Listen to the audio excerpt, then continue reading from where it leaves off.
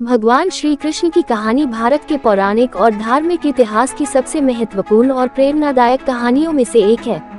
श्री कृष्ण को विष्णु भगवान का 8वां अवतार माना जाता है।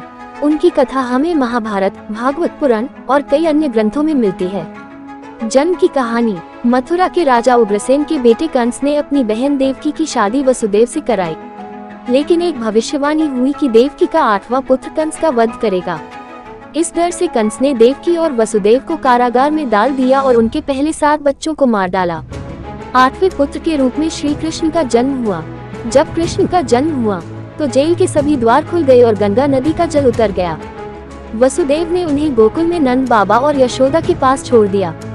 बाल लीलाएं। श्री कृष्ण ने गोकुल में अपनी बाल लीलाओं से सबको मोहित कर लिया।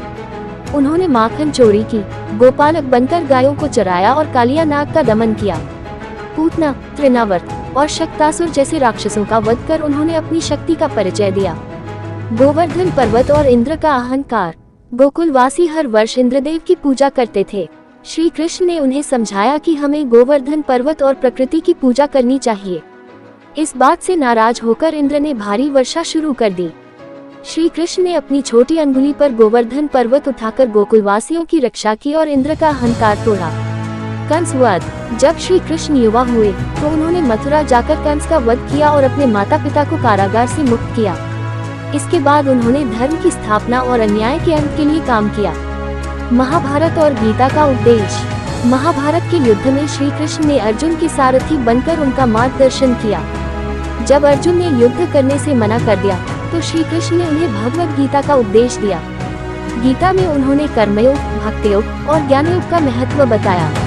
श्री कृष्ण का उद्देश्य। श्री कृष्ण का जीवन धर्म की स्थापना और अधर्म के अंत के लिए था। उन्होंने जीवन में सत्य, धर्म और प्यार का संदेश दिया।